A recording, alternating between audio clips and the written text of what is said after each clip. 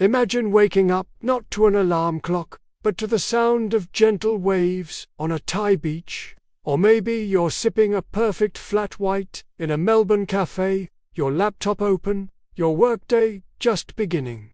This isn't a vacation, this is your life. For years, the digital nomad dream has been sold to us: freedom, travel, and a laptop lifestyle. But as we look towards 2026, the big question is it still the dream we think it is? Or has the reality shifted? Let's rewind a bit. The pandemic threw the world of work into a blender. Suddenly, remote work wasn't a niche perk, it was the norm. Millions got a taste of location independence, and the digital nomad population cities that were once quiet tourist spots became bustling hubs for remote workers. Bali, Lisbon, Medellin, their names became synonymous with this new way of living. And for a while, it was paradise. Visas were easier to get, the cost of living was low, and the communities were vibrant and welcoming. You could finish your work by 2 p.m. and spend the afternoon learning to surf or exploring ancient ruins. It felt like we'd cracked the code to a perfect work-life balance. But every gold rush eventually ends. As we speed towards 2026, the landscape is changing, and fast. The secret's out. That cheap beachfront bungalow in Bali, it's probably not so cheap anymore. Popular nomad cities are grappling with something called over-tourism, or in our case, over-nomadism. Rents are skyrocketing, not just for us, but for the local people who call these places home. The quiet cafe you used to work from is now packed with people on Zoom calls, and the 1CZ visa processes are becoming tangled in red tape as governments try to manage the influx. It's a classic case of supply and demand. The demand for the dream is higher than ever, but the supply of that easy, affordable lifestyle is shrinking. And it's not just about the logistics. Let's talk about the work itself. Competition is fierce. When the entire world is your talent pool, you have to be at the top of your game. The laid-back 4-hour workday is becoming a myth for many. To sustain this lifestyle, nomads are finding they need to work harder, smarter, and longer.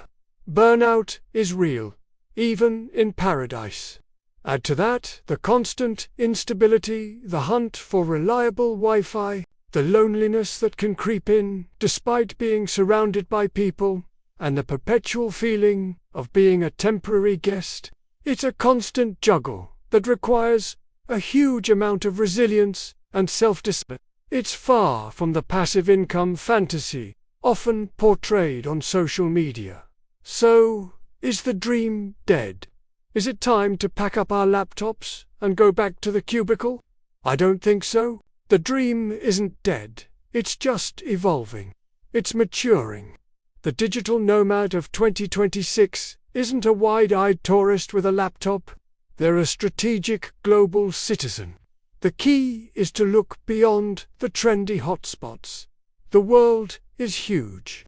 There are countless underrated cities and countries just waiting to be explored, places where you can still find that magical combination of affordability, culture, and community.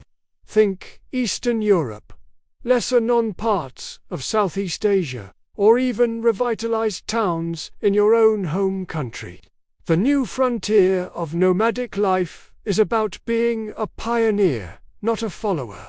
It's also about a shift in mindset. Instead of chasing a permanent vacation, the successful nomad of 2026 will focus on building a sustainable life on the road. This means deeper connections over fleeting friendships, contributing to local communities instead of just consuming, and building a robust career that isn't dependent on the next freelance gig. It's about slow travel, putting down temporary roots, and truly experiencing a place. The future is about quality over quantity. It's less about how many passport stamps you have, and more about the depth of the experiences you're recreating. So, is the digital nomad lifestyle worth it in 2026? Yes, 1,000 times yes. But only if you're willing to see it for what it truly is. Not an escape, but a deliberate, challenging, and incredibly rewarding way to design your life. It's not the easy path, but for those who are adaptable, resilient, and willing to write their own rules, the adventure is just beginning. The world is still out there, full of opportunities. You just have to know where to look. Thanks for watching. If you're on your own journey or thinking about starting one, share your thoughts in the comments below. And don't forget to subscribe for more insights into the future of work and travel. See you in the next one.